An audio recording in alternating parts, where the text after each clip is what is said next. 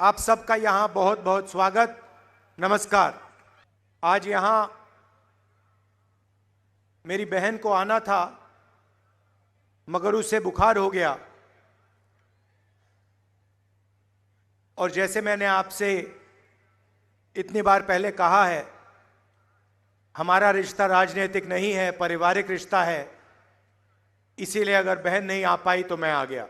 CEC की जो meeting होती है जहां टिकट के निर्णय लिए जाते हैं, वो 5 बजे शाम को आज थी और मुझे वहां रहना है। तो मैंने कहा देखिए वो सब ठीक है, मगर अगर तेलंगाना में मेरी बहन ने कमिटमेंट दिया है और अगर वो नहीं पूरा कर पा रही है तो तेलंगाना जाना सीईसी मीटिंग से जरूरी है।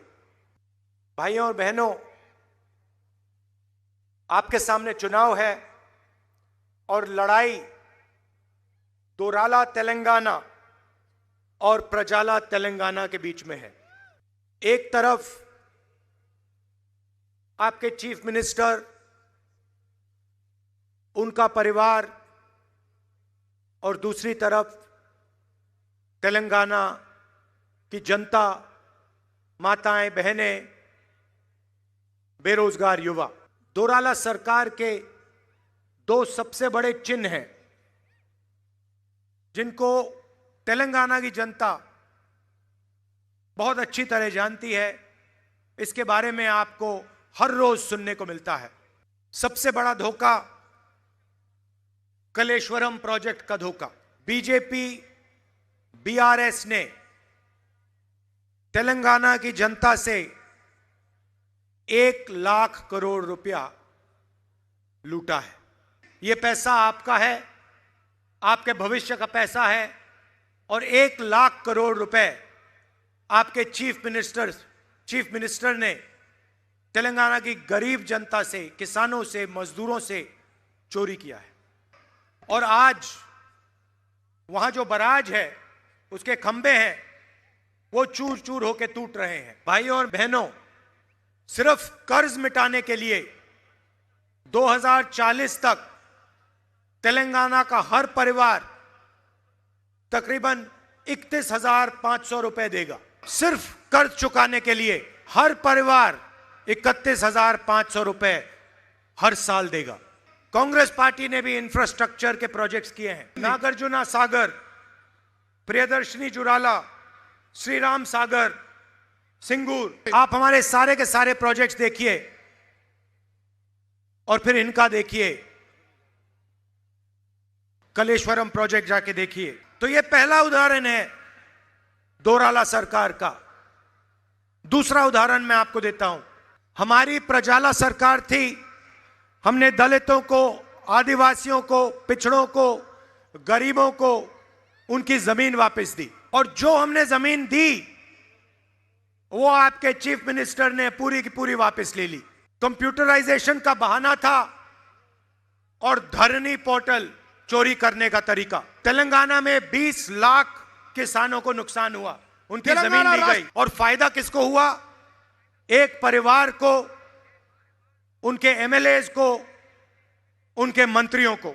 स्टेट एम्प्लॉइज को पैसा नहीं मिलता, पीएसयूज खत्म हो रहे हैं और पूरा का पूरा धन, तेलंगाना की जनता का धन केसीआर के परिवार के हाथ में जा रहा है।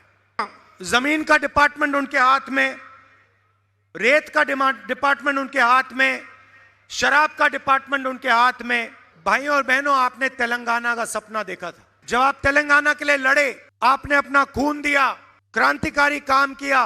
आप प्रजाला तेलंगाना के लिए लड़ रहे थे, दोराला तेलंगाना के लिए नहीं। और आपका जो सपना है उसे कांग्रेस पार्टी पूरा करने जा रही है। प्रजाला तेलंगाना का क्या मतलब है? महालक्ष्मी स्कीम, 2,500 रुपए हर महीने तेलंगाना की महिलाओं को, 500 रुपए का गैस सिलेंडर।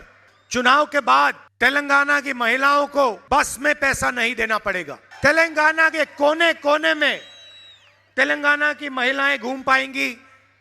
1 रुपया बस टिकट के लिए नहीं देना पड़ेगा। क्यों? क्योंकि महिलाएं इस प्रदेश की रीढ़ की हड्डी हैं। अगला बड़ा कदम, राइतु भरोसा, 15,000 रुपए प्रति एकड़ किसानों को और 12,000 रुपए एग्रीकल्चर लेबर को। इंद्रम्मा इंड्लू 5 लाख रुपए घर के कंस्ट्रक्शन के लिए उन लोगों के लिए जिनके पास घर नहीं। गृह ज्योति स्कीम 2000 यूनिट बिजली के मुफ्त में हर महीने प्रति नेला 200। युवा विकासम 5 लाख रुपए स्टूडेंट्स के असिस्टेंट्स के लिए, उनकी कॉलेज फीस के लिए, उनकी कोचिंग के लिए। और चेउता 4,000 रुपए महीने के पेंशन के लिए। और राजीव आरोग्यश्री 10 लाख रुपए हेल्थ इंश्योरेंस में। भाइयों और बहनों, सबसे जरूरी बात, यहां पे लड़ाई बीआरएस और कांग्रेस के बीच में है। बीआरएस, बीजेपी और एमआईएम एक साथ काम कर रहे हैं। लोकसभा में बीजेपी की पूरी मदद आपके चीफ मिनिस्टर करते हैं। जीएसटी, किसान बिल, पूरा का पूरा समर्थन आपके चीफ मिनिस्टर ने बीजेपी को दिया। विपक्ष के सारे चीफ मिनिस्टर्स पर CBI, ED, income tax department के केसेस हैं, मगर आपके चीफ मिनिस्टर पर ना कोई सीबीआई का केस, ना ईडी का केस, ना विजिलेंस, ना इनकम टैक्स। ये मिलके काम करते हैं और इनका लक्ष्य है कि कांग्रेस पार्टी तेलंगाना में चुनाव ना जीते। जहां भी ये बीजेपी की मदद कर सकते हैं, एकदम जाके मदद करते हैं। राजस्थान में, महाराष्ट्र में, मध्य प्रदेश में, छत्तीसगढ़ में, जहां भी बीजेपी इनसे कहती है जाके चुनाव लड़ो, ये एकदम जाके चुनाव लड़ते हैं और बीजेपी की मदद करने वाले कैंडिडेट उतार देते हैं। तो ये सबसे जरूरी बात है कि अगर आपने एमआईएम को, बीजेपी को वोट दिया तो आपका वोट जाया होगा और आपके वोट से बीआरएस को मदद होगा अगर आपने बीजेपी या एमआईएम को दिया। बीआरएस से हम यहां लड़ रहे हैं, बीजेपी से हम बाकी देश में लड़ रहे हैं। और पहले हम बीजेपी को यहां हराएंगे और फिर जाके दिल्ली में 2024 में वहां पे बीजेपी को हराएंगे, सरकार से निकालेंगे। तेलंगाना की जनता ने मन बना लिया है। पैसा चीफ मिनिस्टर के साथ, सरकार चीफ मिनिस्टर के साथ, मीडिया चीफ मिनिस्टर के साथ, सच्चाई तेलंगाना के जनता के साथ, कांग्रेस पार्टी के साथ। हमारे यहां कार्यकर्ता आए हैं। मैं आपको कहना चाहता हूं, आप बब्बर शेर हो, आपको किसी से नहीं डरना। मैं जानता हूं इन लोगों ने आपको तंग किया, मारा, दबाया, मगर अब आपका समय आने वाला है। कांग्रेस पार्टी का कार्यकर्ता और तेलंगाना की जनता मिलकर एक साथ प्रजाला सरकार बनाने जा रही है। आखिरी बात मैं आपसे कहना चाहता हूं, आज इंदिरा गांधी जी का शहीद दिवस है। मैंने आपसे कहा कि मेरा रिश्ता राजनीतिक नहीं है, मेरा रिश्ता पारिवारिक है। और जब मेरी दादी को जरूरत थी तब तेलंगाना की जनता ने इंदिरा गांधी जी की मदद की थी और यह मैं कभी नहीं भूलूंगा, पूरी जिंदगी नहीं भूलूंगा। आप तेलंगाना की लड़ाई लड़े और सोनिया गांधी जी ने आपके साथ मिलकर तेलंगाना दिया। आपने और हमने मिलकर एक सपना देखा था, तेलंगाना का एक नया सपना। हम चाहते थे कि तेलंगाना का फायदा तेलंगाना की जनता को, गरीब लोगों को, किसानों को, मजदूरों को, पिछड़े लोगों को, दलितों को, आदिवासियों को मिले। ना आपने ना हमने सोचा था कि तेलंगाना बनने के बाद 10 साल के लिए सिर्फ एक परिवार को फायदा पहुंचेगा और तेलंगाना की गरीब जनता का नुकसान होगा। चुनाव के बाद जैसे ही कांग्रेस पार्टी की सरकार आएगी, सच्चा तेलंगाना का भविष्य, सच्चा सपना शुरू होगा।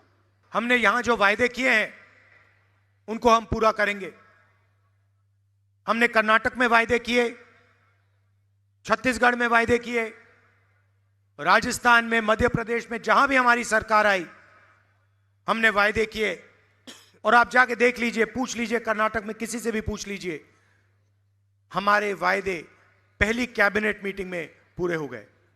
इतना पैसा आपके चीफ मिनिस्टर ने आपसे चोरी किया है, उतना पैसा कांग्रेस पार्टी वापस आपके जेब में डालने जा रही है। आप सब दूर दूर से आए, इसके लिए मैं आपका दिल से धन्यवाद करता हूं। नमस्कार, जय हिंद। సుదూర ప్రాంతాల నుంచి వచ్చేసిన మీ అందరికీ హృదయపూర్వక ధన్యవాదాలు, కృతజ్ఞతలు తెలియజేస్తా ఉన్నా. నమస్కారం.